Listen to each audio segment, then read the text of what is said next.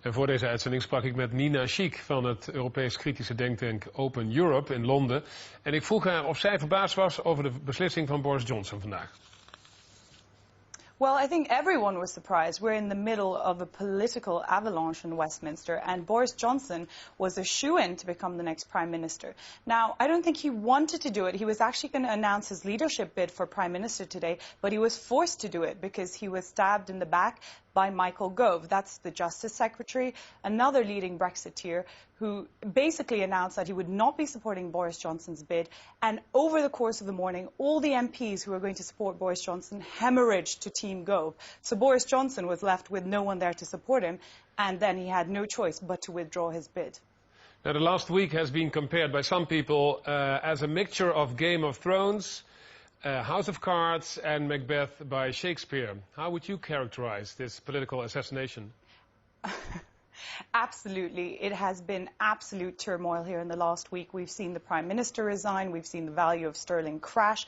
We've seen political turmoil across all political parties. Not only is the Conservative Party in this bloody coup for leadership, but the same thing is happening with the opposition party, Labour, as well, who are also fighting a leadership bid. Meanwhile, we're in the midst of a constitutional crisis because those countries in the United Kingdom which didn't choose to Brexit are saying they do not want to leave, and I'm talking about Scotland and Northern Ireland. So there is no precedent for something like this since the war. This really is an exceptional moment in British politics. Now, the idea was to get an independent UK back again, but is the empire crumbling?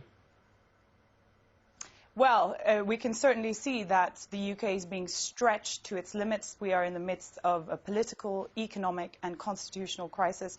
And I think it will be very difficult for the new government going forward in its negotiations with the EU to deliver everything that was promised by the campaign before the referendum, the Leave campaign.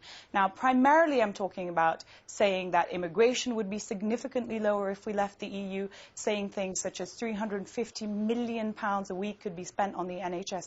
Very quickly, those promises are unravelling. And I think this is really interesting because the Leave side really didn't have a plan for if this could happen. And that shows you that they didn't actually think they would win.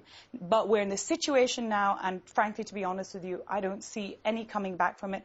All the Conservative leadership candidates have said it is now going to be a Brexit. But make no mistake, they face a very, very challenging negotiation ahead with the other EU member states.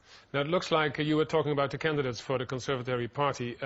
It looks like that there are two strong candidates, Michael Gove, whom you talked about earlier, and also Theresa May, the Interior Secretary. Whom of the two do you think has the best cards? Well, I think after the events of last week, I'm not a betting woman because anything can happen. Having said that, I would say that Theresa May is more likely to win. She's obviously been the Home Secretary. She was a very reluctant Remainer and she wasn't seen much in the campaign, but she's seen as a serious politician.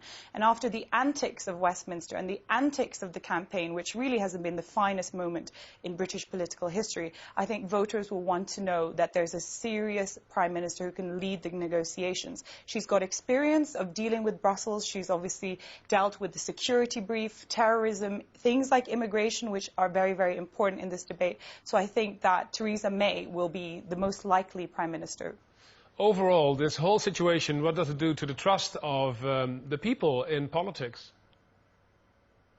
I think this is an abysmal development for public trust in politicians, which is already at a rock-bottom low.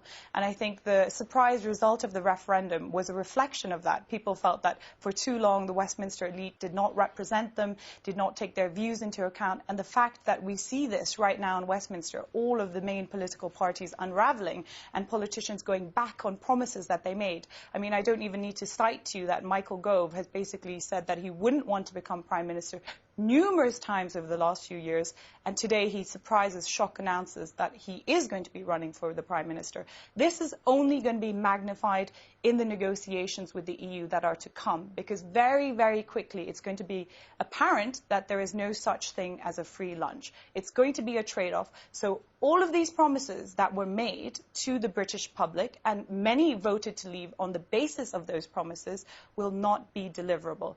I think that this is therefore a victory for UKIP on the right, because they are already kind of developing their great deception pitch. I think that for the next few years, political trust in this country is even going to go lower if that's possible. Nina Schick, thank you so much from London. Thanks again.